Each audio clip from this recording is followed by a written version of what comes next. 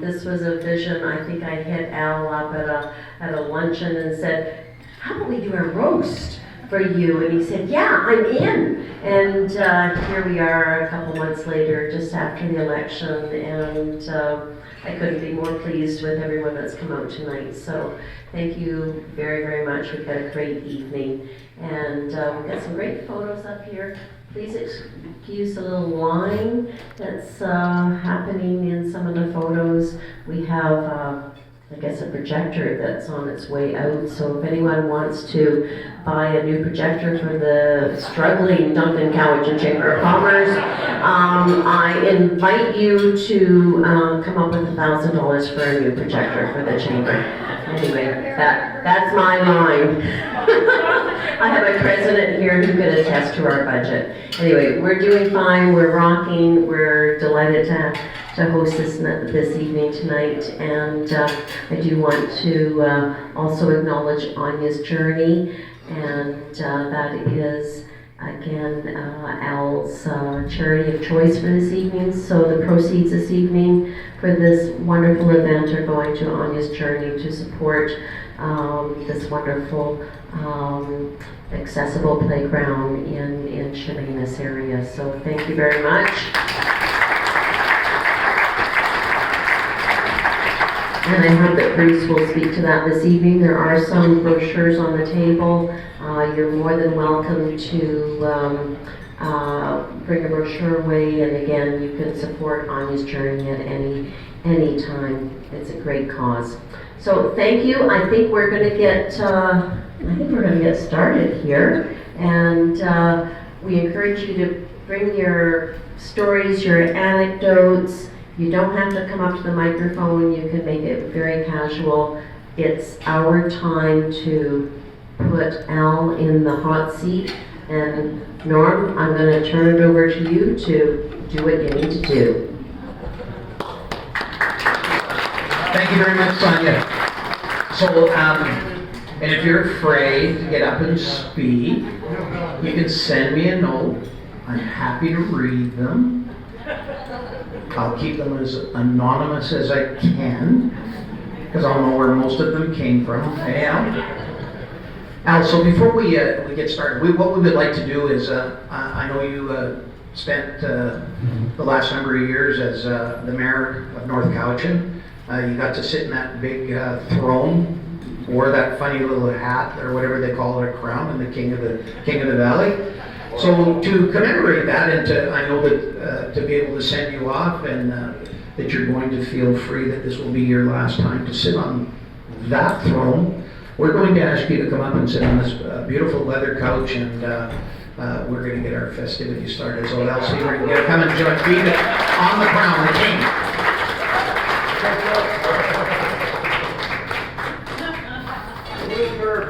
Don't be nervous, Al. Don't be nervous. And, you know, Al related a little story here a little bit earlier that, you know, Al's a huge hockey fan, and he was a part of the Capitals broadcast team, and he told me a little story that the radio station in town was owned by Vista, and the one in Powell River was owned by Vista. And they asked him to come and do the color for Powell River, and he took a bit of a beating. But I think that prepared him to be a mayor. So well done, Al. Again, welcome everybody, and this is an evening that we're going to not only, you know, hopefully we've got some great stories that'll roast and embarrass Al, but more than anything, it's just to talk about Al's journey and some of the great things that we've seen him do through our community. And you know, some people might call it a celebration you're leaving town, but I'm kind of sad, Al, that you're going. But I know you're not going to be very far away, and that it's a 2-day wagon ride from Panoka to Duncan, so it's not that bad. And those wagons do have winter tires, so you'll be okay. So I'm just going to read a little bio here about Al, and then we can get started. And I know that there's some great comedians. Gord Schmidt, I know 27 years in the radio business, and probably has about 89 stories about Al. So Al Siebring arrived in the Cowichan Valley in Al, you're not that old. 1963, when he was 5 years old. His parents had immigrated and left Holland for Brazil after World War II. He was born in Brazil. Where the nuts come from. Exactly.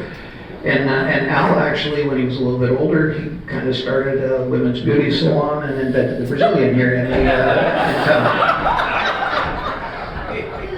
So there you know the truth now. You know where it started. It started here in the Cowichan Valley and not in Brazil. So Al grew up on a small family dairy farm in Cobble Hill and attended Duncan Christian School for his elementary years, and then George Bonner, Mount Provo, Cow High, Junior High, and high school. Al, how long did you go to school? Holy moly. And then graduating from Cow High in 1975, class of 75, that was a good year. In 1997, Al moved away from the Valley to pursue a career in broadcasting that took him to the markets in and around Edmonton, Calgary, Regina, Lethbridge, and the USA for more than 20 years. 1977. That's when you moved away? Isn't that what I just said? Al, you're an announcer, not a listener. Remember, you tell the news, I listen to the news. I'm kidding. And in 1999, Al moved back to the Cowichan Valley, ostensibly to open his own bookstore in the downtown Duncan, which he operated successfully until 2005. During that time, he also moved back into the broadcasting with a job as what was then CKAY Radio, which transitioned to Sun FM during his tenure. He also took to writing a newspaper column for The Citizen at that time. In 2008, Al ran successfully for North Cowichan Council and subsequently won re-election as a councillor in 2011 and 2014, ultimately winning the mayor's race in 2018. During his time on council, Al has served on pretty much every committee that existed, everything from public works to forestry and protective services. And for the entire time of elected office, he's also been on the CPRD commission that governs the operation of the Cowichan Community Center, serving 6 years as the chair of that body. Additionally, for the past 6 years, Al has been part of the UBCM's Local Government Contract Management Committee, a province-wide group that oversees the administration and application of the RCMP contract between the federal and provincial governments and municipalities around British Columbia. In that role, he has frequently been on the phone with mayors from across the island and the province who have been asking for advice on policing contract matters. Al and his wife Anne have 11 grandchildren, all of which reside in central Alberta, and that's the reason for his retirement and his move to that area.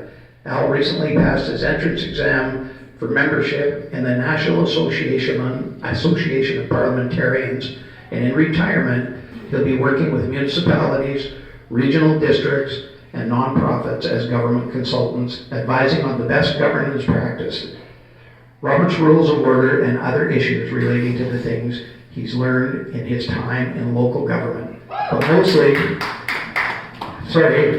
he and Anne are just looking forward to spending time with those 11 grandchildren. Al, welcome. It's great to have you here. Thank you for letting all of us be a part of being able to celebrate such a great community-minded individual. A little anecdote here too about the exam that Al wrote. Right. Do you want to tell the story? Or do you want me to tell the story? Tell the story. Beautiful. So when Al wrote that exam, he got 92% on it. So just think about it. He's going to be wrong 8% of the time.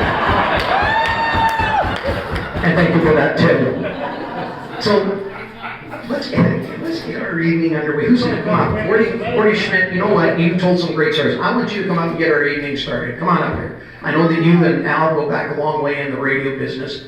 Come on up and tell a couple of stories.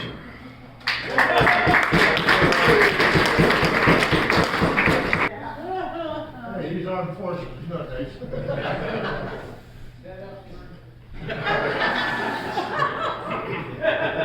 Well, I don't even know where to start here. There's so many different things that we can go. I guess Al and I first met when I went to work at the radio station probably in June of 2000, just after Al had started. And the first thing they had said to me was, "Be careful of that guy, he bites."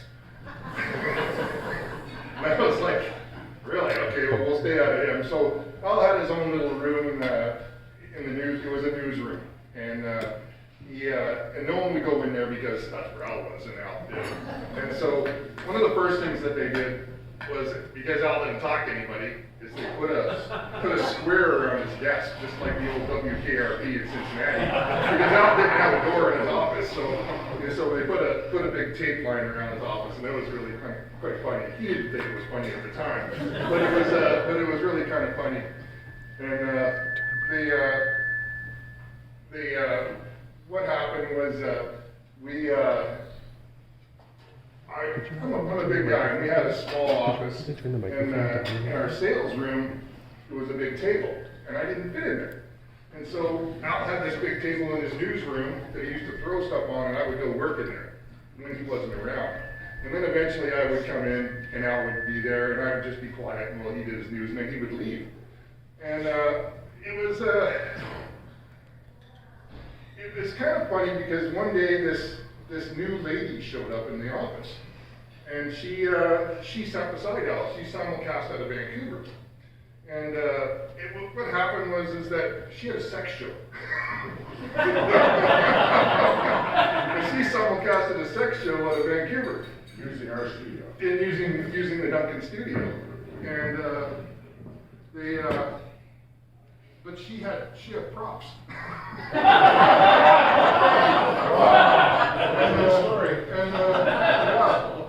I thought it was hilarious, but Al didn't really find it that funny. And so that was how I kind of got to know Al. But there was this one time we got to talking. After a while, we got talking, and he said he had met Diefenbaker. Well, it really kind of made as a younger guy, he said, oh, yeah, I got to interview Dief. And I always said, well, then, what happened to the Averell? I think that came up in our conversation. Well, Al said, well, on the where he was interviewing Diefenbaker, he said that there was this old beat up briefcase that his constituents had given him. And Al said, I guess Al had said to Dief, he said, if the briefcase could talk, it could tell us all what happened to the Upper Rubber project. And I think I begrudgingly said to Al, I said, so you know. But all fun aside, I said, we worked together for a long time, but in the mornings when we would listen to the radio, that's how we started our day, we would listen to the radio, and this one morning I flipped on the radio, and I heard Al's voice crack. Never heard it before. He was calm, he was always cool and collected, and his voice changed. It was kind of upset. He was upset. And what it did was, it made me go turn on the TV. And what it was he was trying to describe what had happened during 9/11. And when I went in and talked to him that day, he goes, Gordon, I was going to throw it away. He says, I just thought it was a useless piece. I thought it was just a throwaway. It wasn't even going to run with it. And it turned out to be the biggest story. And it was an interesting thing. We've had a lot of fun times over the years. Anyway, that's a little bit of stuff. I've probably got 100 more, but I'll leave it at that and let someone else have it. Come on up. Let's tell some stories. Oh, Tim, I knew you would come up. Good evening, ladies and gentlemen. I'm Tim McGonigal, no relation to Professor McGonigal from the Harry Potter series. Unfortunate. Al and I go back quite a ways. We were supposed to graduate together. You never did tell that story. I did not graduate. Al did. That's why he got 92% on the parliamentarian exam. And it's amazing that you did graduate, because the two of us would constantly be over at the bowling alley being pinball wizards and pool sharks. I don't think that was a class in Cowden High, but we were excelling in that. We disconnected for a while and got ourselves back together. Of all things, we were nerds in high school, believe it or not. No. No, I'm serious. Al more than me, but we were. Who would have thought that we would reconnect years later in a parliamentarian role and sit at the table at CBRD and actually agree on it. We couldn't be further apart in the political spectrum. Me bleeding orange, Al bleeding whatever he bleeds. But we both came to the table with the best interests of the whole community, regardless of our political affiliations. I remember the one day when Chrysler introduced a new vehicle. It was called the Chrysler Siebring. Oh, he thought it was named after him. Al, I wish you all the best in the next chapter of your journey. To you and Anne, I wish you the best on your move, and hug every one of those 11 grandkids. Yeah. All right, come on up here, guys. Don't be shy. Come on. Oh, yeah.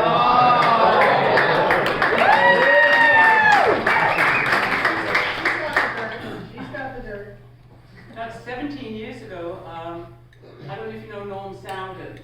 He was running for federal office, and he asked me to be his campaign manager. And I go, I don't manage campaigns. I'm the official agent.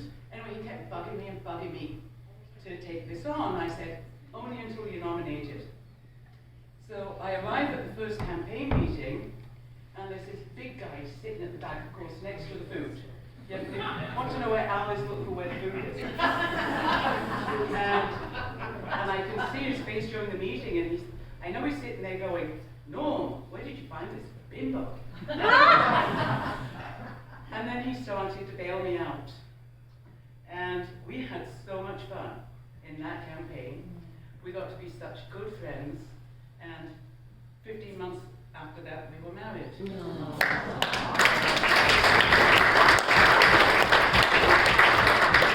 Fast track to 4 years ago, and he's elected mayor. And he knows that I'm just a political bimbo, so the muzzle goes on. I have been muzzled for 4 years. Sorry, Al, but it's come off. I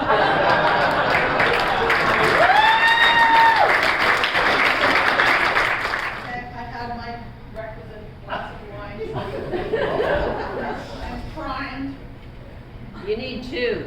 Well, I'm halfway through the second one. And Al said as he started up tonight, he said, I'm cringing. And I said, you should. So, sorry, I wrote mine. So it's not as good as remembering. So good evening, everybody. Thank you so much for coming. This is such a great night. What a great event.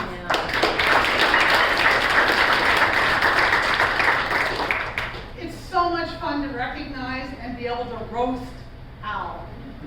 Who are you? Oh, I'm Julie. Prez, Julie. My name is Julie Skur. I am the president of the Duncan Cowichan Chamber of Commerce. Woo! Yeah, Prez, Julie. So, Al, here we are. You're leaving, and it sounds like just in time. You've managed to get yourself almost ridden out of town on the rails. Almost tarred and feathered.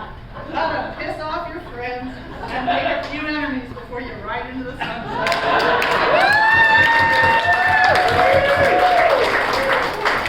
I read this to my daughter yesterday. She said it was okay. I didn't cross the line. But I knew I was going to need wine to read it. I still love you though, Al, and I'm going to miss you. And so will our chamber board. You were on our board for, I think, 3 or 4 years. 3 years, and you were always, well, maybe usually, well, come to think about it, sometimes, supportive of my presidency.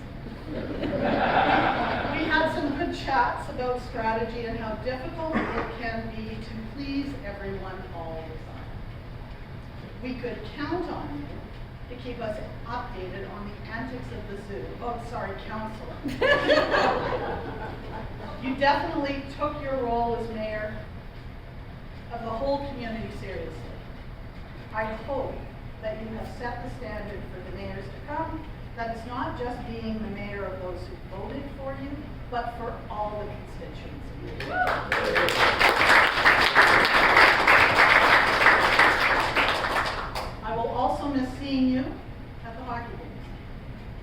Al and I are big supporters of the Calgary Capitals and of junior A hockey.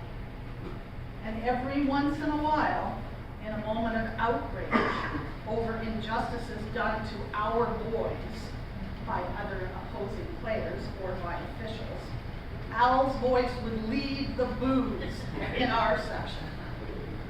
So Section 8 is now recruiting for a voice to replace Al. So anybody here wants to pick up the torch from Al, it would be appreciated. Al has been involved in our community in many different ways for many years. His participation will be greatly missed. The list of committees, organizations, groups, fundraisers, task force that he's been a part of is lengthy. When Al first told me he wasn't running for the mayor's job again and was moving to Alberta, and this was at a hockey game after years, I was like, WTF? I was pissed. What? I said, you're cutting and running? Leaving us on our own? You can't handle the heat, big boy? You need to grow some thick skin, and other things along that. But after reflection, I realized that Al's job has never been to save us, but to show us what fair, respectful, level-headed leadership should look like. It's about setting the bar high, helping us all realize that sometimes we have to compromise and meet in the middle in order to get work done and get support for the important things. It's not about our personal opinion or what we think is right. It's about the community.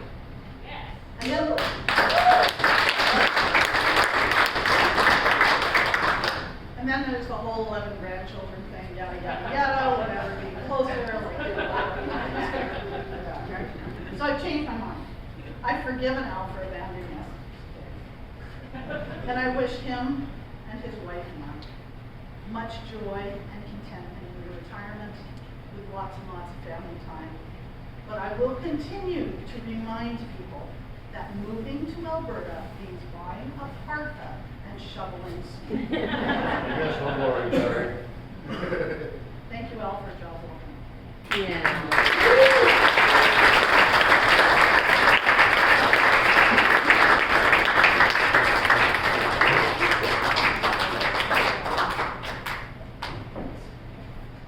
With you. If not, I know some guys that can get one out of there. So we'll make sure that that's. Here, there's one in Victoria. There is one. That's a monster. Yeah, Oh, yeah. Maybe think it's some of the good wood here from the forestry department too.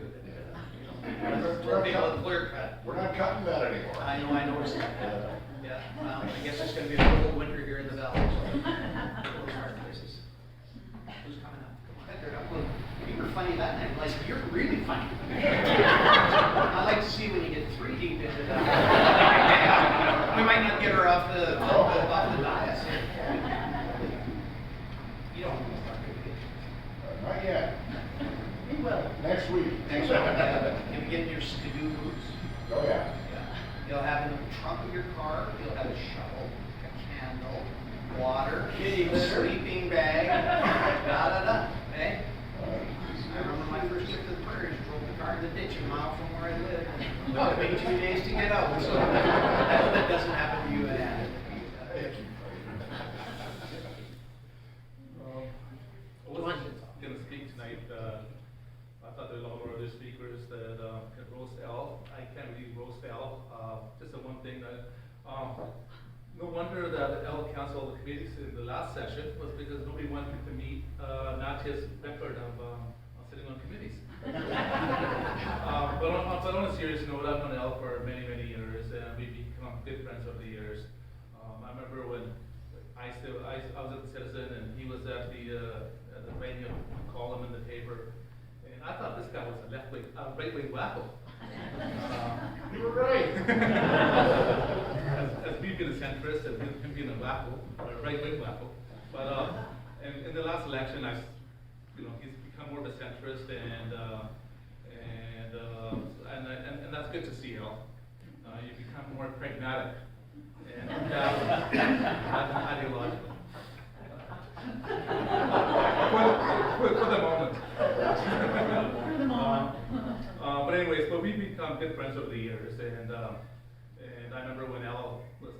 for mayor back in 2014. He gave me a call. He goes, "Ted, let's get together and let's chat." So we met together at the CBI, my home away from home, and I was, "Hey, I want to do a poll, see where I stand. If I can win as the mayor." I said, "Al, no problem." He told me an amount, what's it going to cost, and I said, "Okay, I'll give you so much money to run that poll." And I guess the results were that Al never had the support then, so that's why he never ran for mayor. But he ran for mayor, but he ran for council, and he won again in 2018 when he ran for mayor again. I totally supported him. And Al, thank you very much for being a friend. I know in the last few months, whatever, we sort of drifted apart, but you are a friend. Thank you.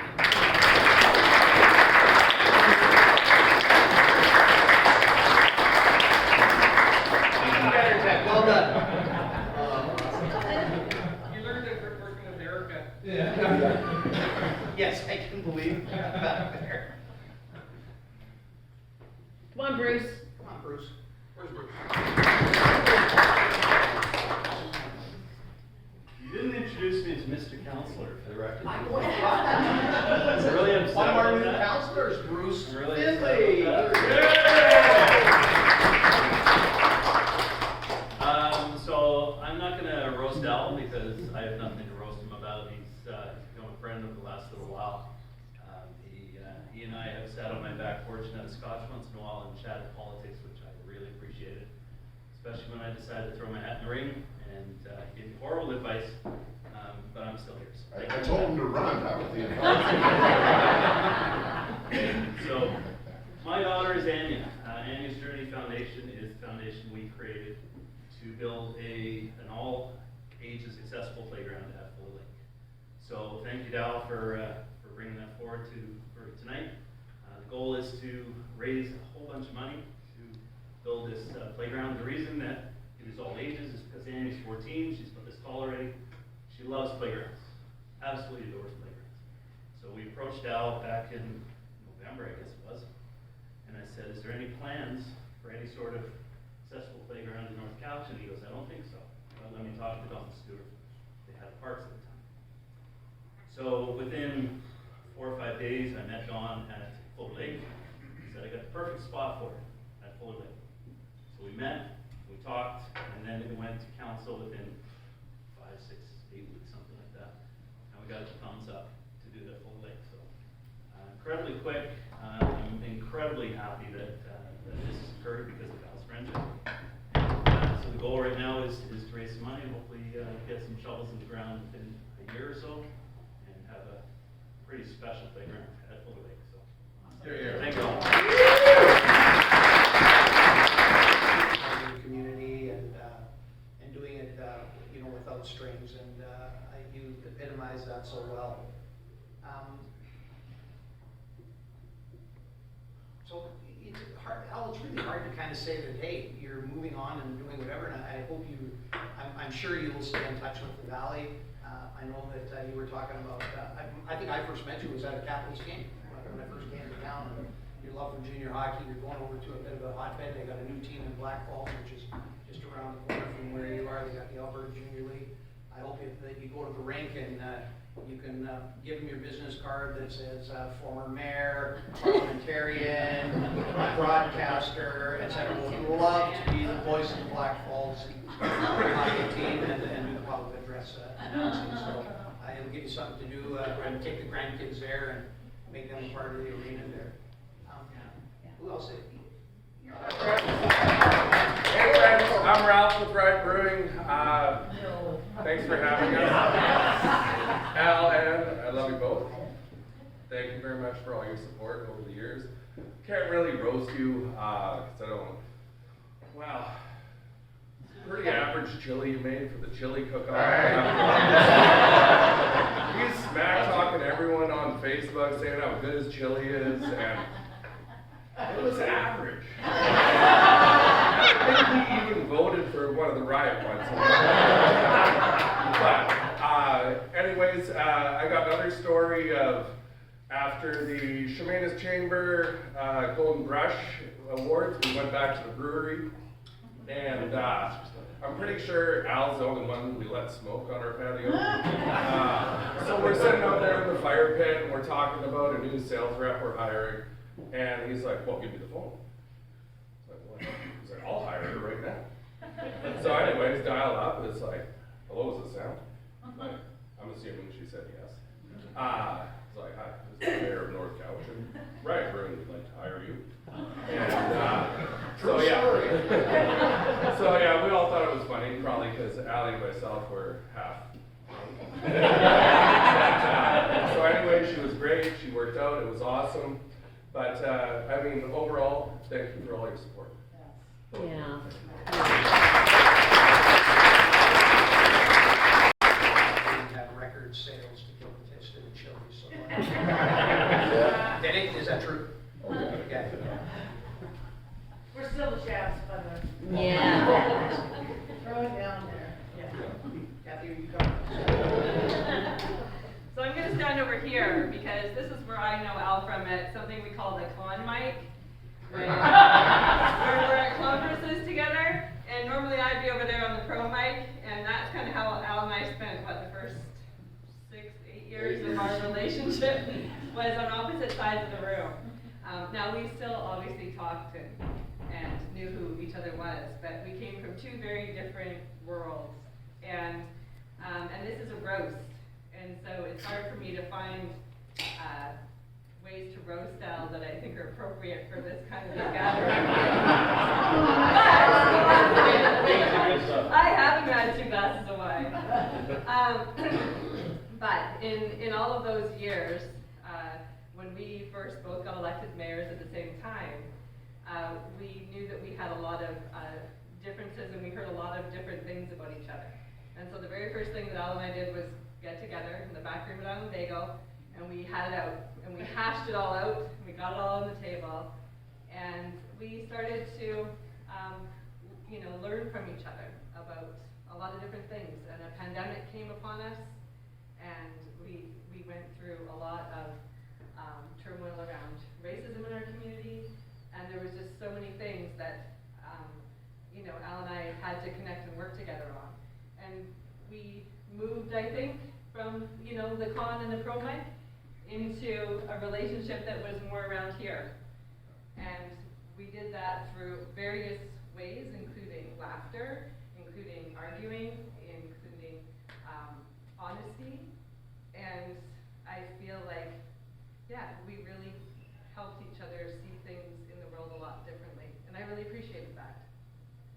And so whenever when we call it the one thing at the regional district committee, Al and I also set the leadership table together with other local leaders from around the valley. And Al is famous for, his point of orders at every meeting that we had.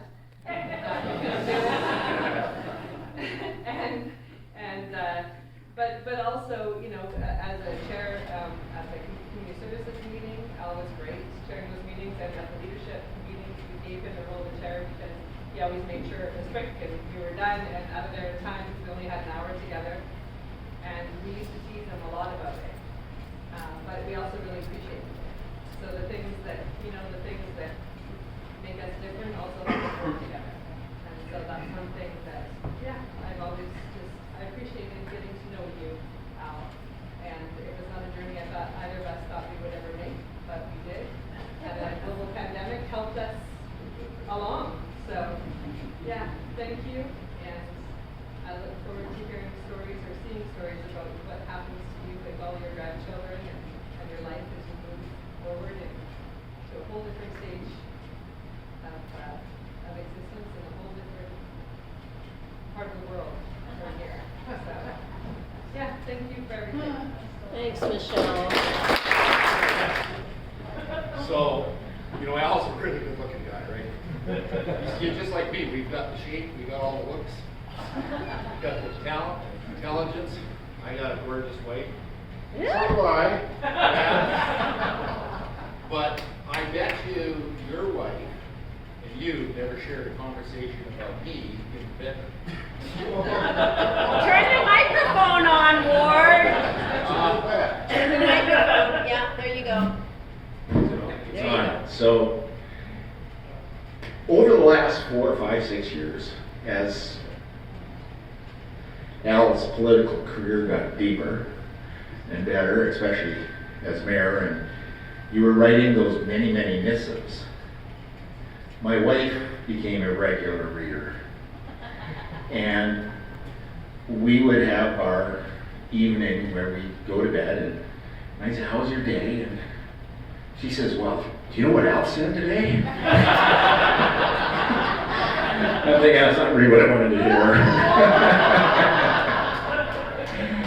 But you know what was interesting about that is, over that time, how much we enjoyed how you shared your experience on council. How you expressed the issues that you thought were important, that we should pay attention to, especially for business people who are too busy sometimes to figure out what the hell's going on.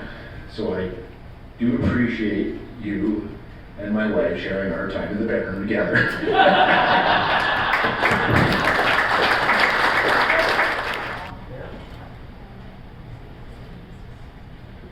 Both husband and wife sharing. One of the reasons I came up here tonight is we made a deal. I said, "Pat, I'm not going up." But your remark kind of got to me. Al and I have some similarities and some differences. I can remember when I was mayor, he became a councilor. And you've already heard where Al's next career is going. You know, a bit of a parliamentarian and the rules and Robert's Rules of Order and everything. And I think Al knows, and remember the remark I made to him once, when I was the mayor, I didn't use Robert's Rules of Order. I might have been a bit of a dictator, but I ran it my way. And Al tried to correct me on a couple of things where I didn't quite follow procedure or something, but we got the job done. And so I told him, I said, my biggest fear, anything I've been involved with, from Rotary to Lions Club to different things in my work career, and now I'm the mayor, and I said, what really scares me is when somebody walks into the room with a well-thumbed copy of Robert's Rules of Order. Because then I know I'm in shit.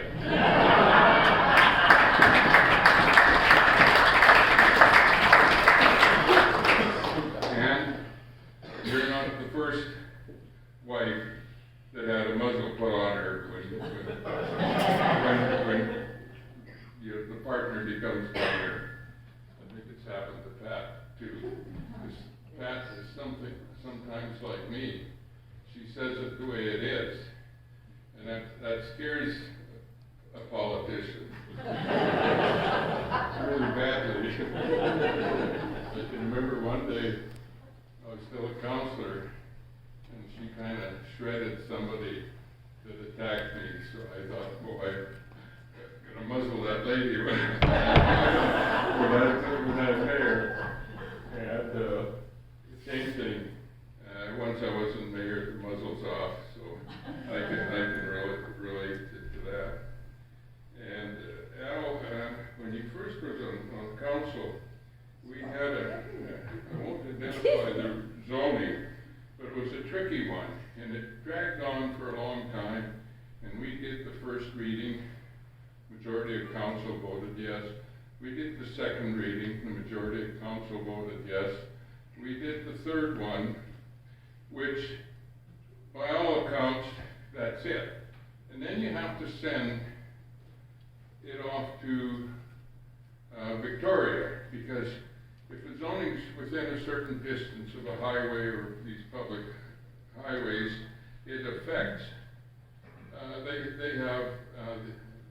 they have to deal with it, because the town then would load onto highways, you know, if there was a lot of driveways. And we had gone through this, and it was tricky, and we didn't really need to go past, it goes to Victoria, and then it goes back for adoption. And usually, the highway says yes, and the province says yes, we just adopt. But somebody got through to this guy, and he was a newbie counselor, and he starts the bloody debate. So I didn't use Robert's Rules of Order, I didn't parliamentary procedure. Threw the gavel at me. And anyway, we adopted it. My way. And it was the highway that we had to deal with. Oh yeah. I was out of office for 3 years. And took a run at being a mayor. And I'm like Al, you know, we do these things within 20 votes or less. And I lost by 16 votes. He wins by 10. And so we're kind of borderline guys. But anyway, I was out of the office, and Al came to me, and he says, I want to talk to you. And he said to me, are you going to run for mayor? And I said, no way. I've made up my mind. She won't let me.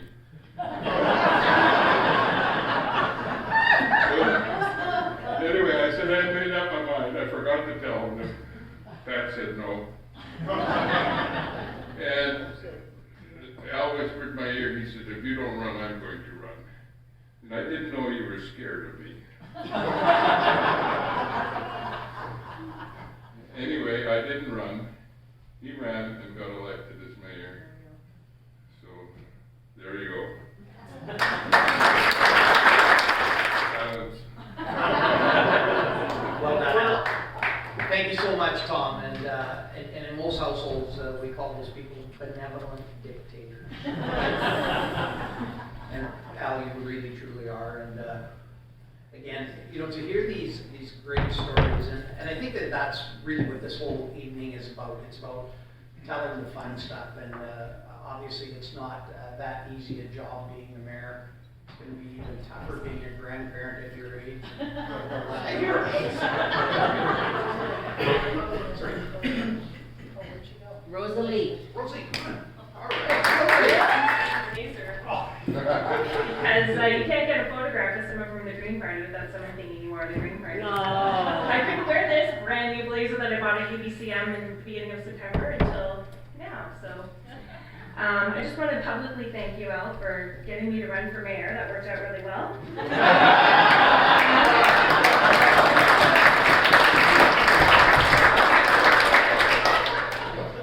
But in all honesty, the biggest surprise for me in this last term was my relationship with Al.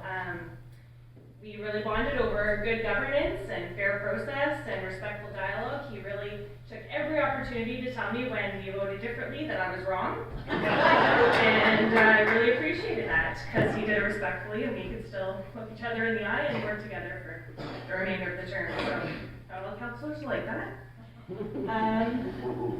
Like today, no one's in the room, so I can't say that. But no, I really do appreciate Anne as well. You know, we came from different sides of the spectrum, I guess, politically.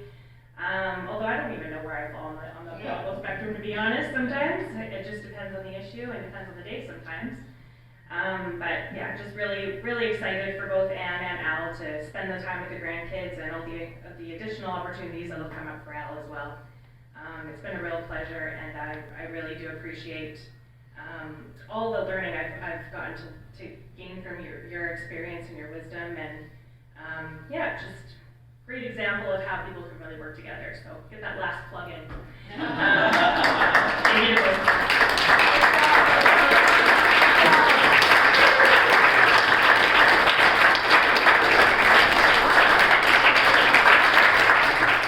And following the rules, and even when there's contentious issues, at least it gives some guidelines to have some reasonableness in our world. And you know, we live in a world that it always seems that everybody's you know, at each other's throat and whatever. And I think that, you know, living in this community, I think that we see a lot of love and a lot of caring.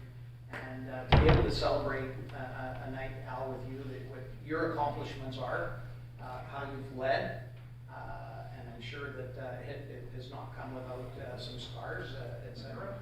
But as I said at the dinner table, you know, just remember, I think that everybody that, you know, gets on council, runs as the mayor, obviously it's to do the best for their community, and you've truly epitomized that, and you should be very, very proud of it. And it's nice to hear those words, and you'll be sadly missed here in the community, and I know you'll come back and visit. But anybody else have any words before we? Hi, my name is Tom Rimmer. I'm a family doctor here in Duncan. My family doctor. So now that we've agreed that I can breach patient confidentiality. So Al and I go back quite a ways. He came to see me fairly shortly after I'd opened my practice because he wanted to quit smoking. Your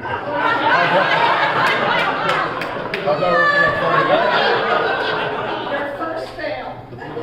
Not my first. One of my biggest. So I've learned a few things about Al over the years. We two come from, I think, a somewhat different political background.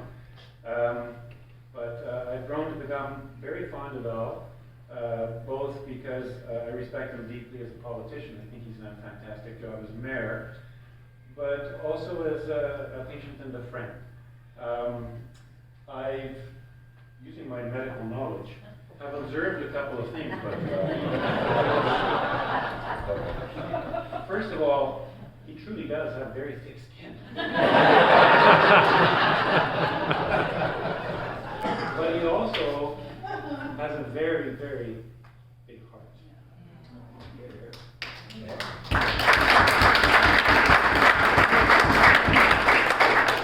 So, although we don't necessarily see things eye to eye on a political basis, I have the greatest respect for Al as a leader, and I have been inspired and amazed by his ability to put up with a lot of guff, to see things fairly, and to lead our community through an incredibly challenging 4 years.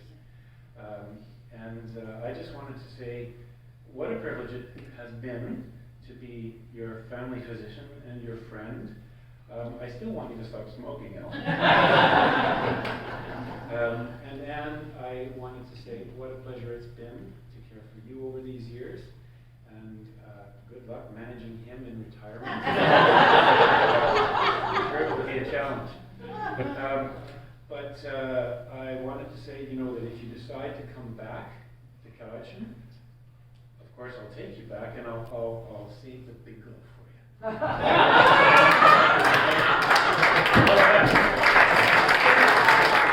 I'm sharing this with Tom. He's Al's doctor. It was just before the election. He's going, make sure he doesn't go, yay, when he wins the...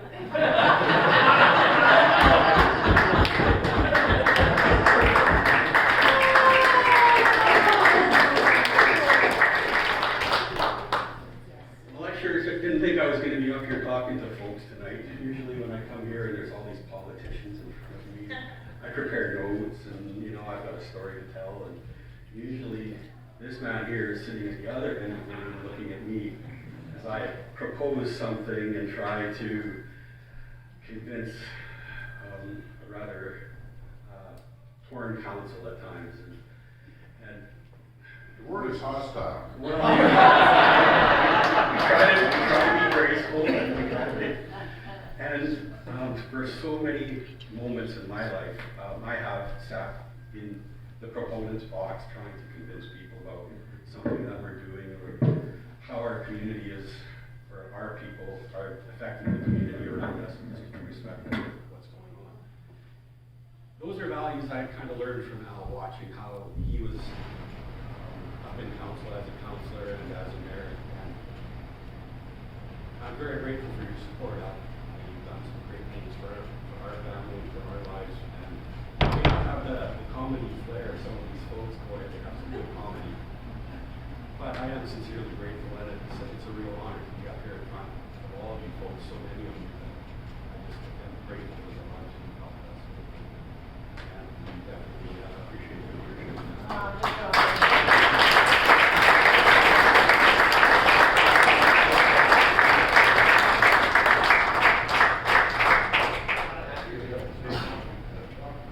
Actually, I'm up here to, I wasn't going to say anything, but I hear there's a doctor in the room that might have room for 2 patients. My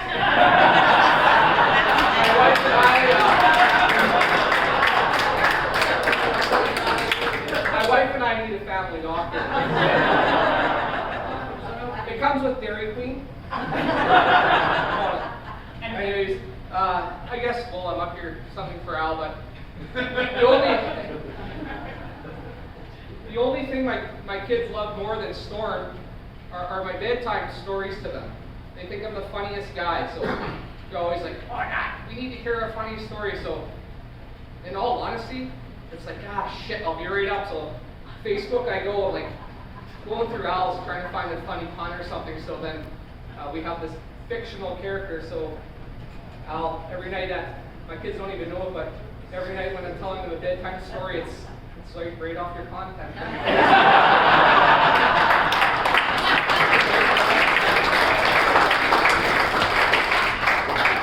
And I guess one more thing, but Al's license plate is hilarious. It goes, I love my country, but my government scares me. Something along those lines. You know, after the last election, I sort of want his license plate covered. It was all the best, Al.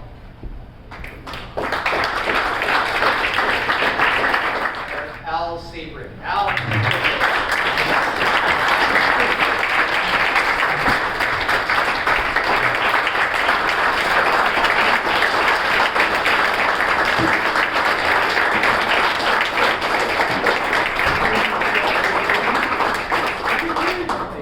So I've been taking notes, just because a few things need a little clarification. We'll start with Gord and the 9/11 thing. He's right, I did say I almost ignored the story, but that was because the very first thing that hit the wire was that a little Cessna had hit one of the World Trade Center towers. And I went, seriously, who's a shit for towers now? And it's kind of expanded from there. Tim Chrysler spelled Sebring wrong.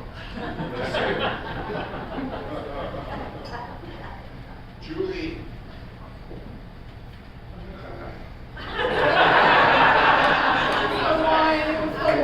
No, it's not the wine, it's the, you piss off some. I learned in this game a long time ago that, whoever said it was right. You can't please all the people all the time.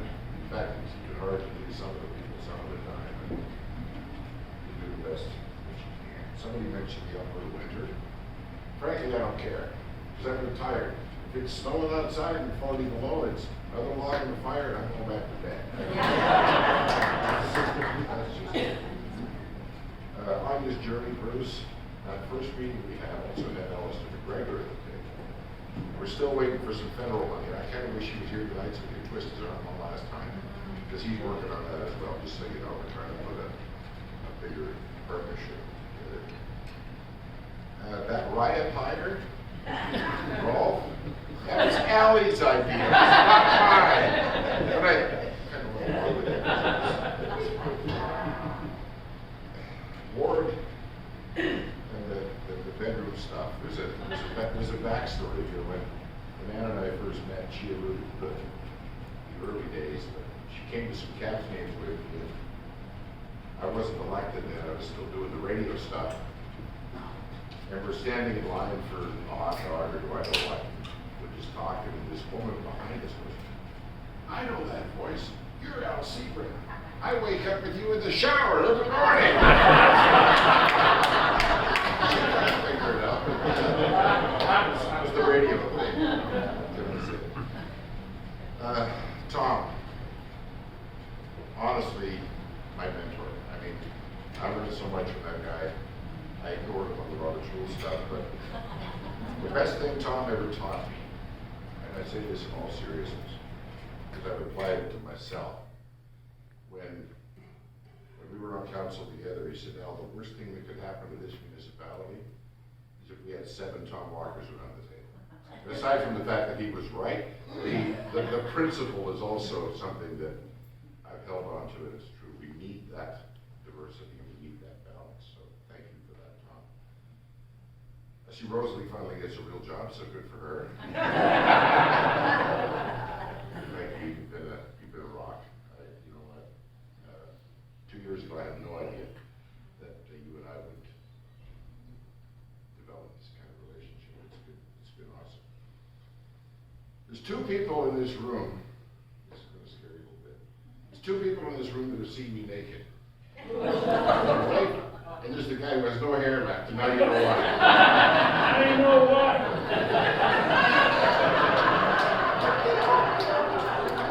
We didn't need that picture, Siebring.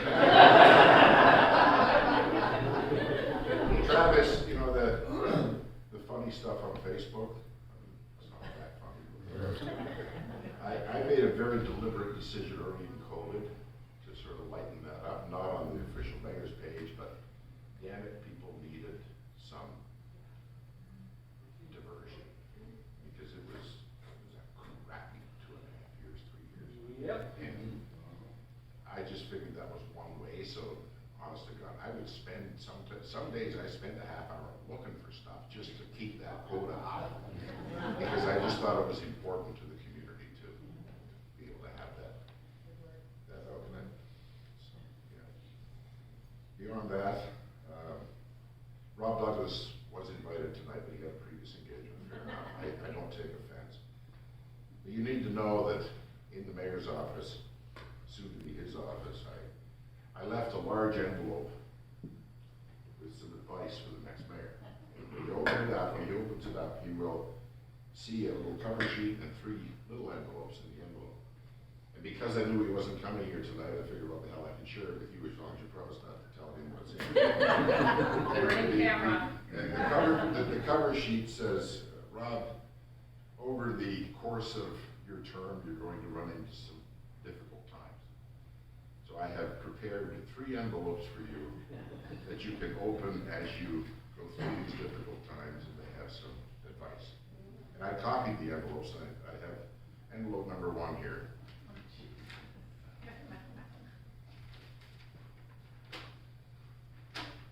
Hi, Rob. So you've hit your first big issue. I obviously don't know the particulars of what the issue is, but here's my advice. Blame me and the outgoing council. Particularly me and the other 2 council members who weren't returned after the election. Whatever the problem is, it's obvious that our lack of foresight in not anticipating this is clearly to blame, and we pressured the rest of council to take direction that is now coming back to haunt the entire community. So, blame Rosalie and Kate and I. Help yourselves. Thank you. Until next time.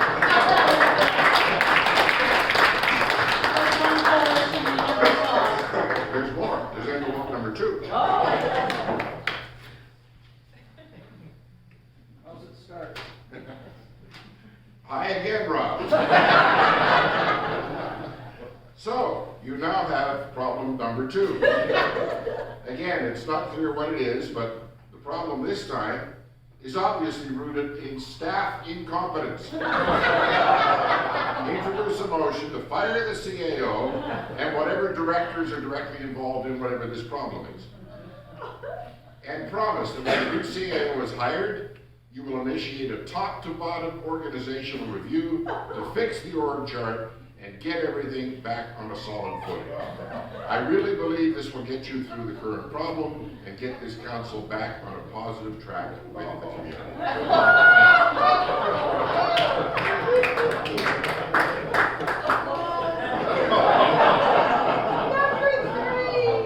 Number 3.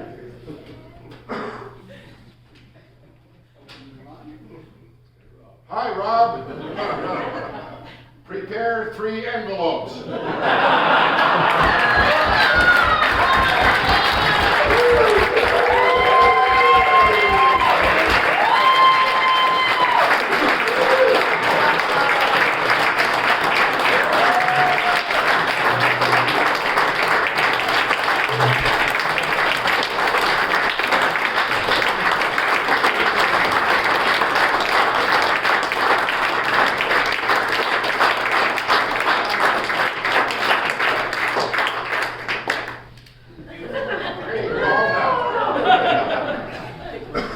Everyone, thank you very much. Sonia, to you in the chamber, this was your brainchild.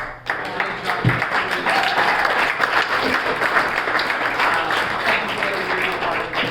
Al, you're going to, you live in probably the best place in the world, and you know that. But you're going to a pretty good spot. Many of us who spend any time on the prairies, we know that the community values are the same, and you'll feel right at home there, and to be able to spend time with your grandkids and your beautiful wife in your waning years, as they say. I hope the grandkids are old enough to use the snowblower so you can just put the log on the fire. And sit in your house coat, I hope, and with those big skidoo boots on, you'll be. He's gonna find out one thing though. Being retired, you can never take a day off. Every Friday is payday, and there we go. And every Friday is your day off. But on behalf of all of us, Al, the best of luck to Ann and you, your family. Thank you for everything you've done. So, thank you very much.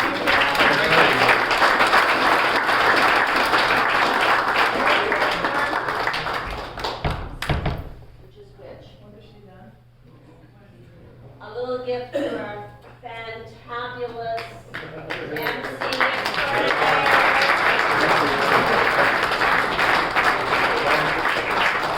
Al, we do have a tiny little gift for you, and we want you to model it.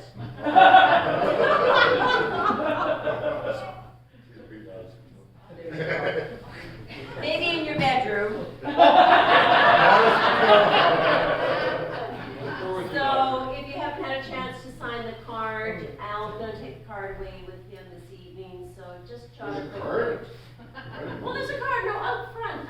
Take the card. Pull up the t-shirt. Pull up the t-shirt. Calendar. So you don't forget what day it is. Right. Just a little something to remind you of the Cowichan. I think it's your size too. It don't come in this size. They do! And that's your brother.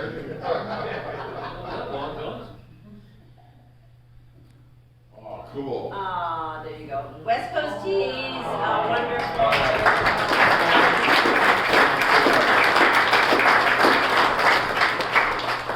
Thank you, everyone. Thank you, Mel. We don't have a budget for a watch, sorry. The union doesn't give us enough money.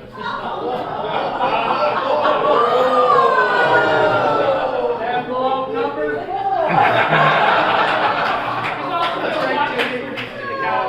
I know a guy, his name's Rob Douglas.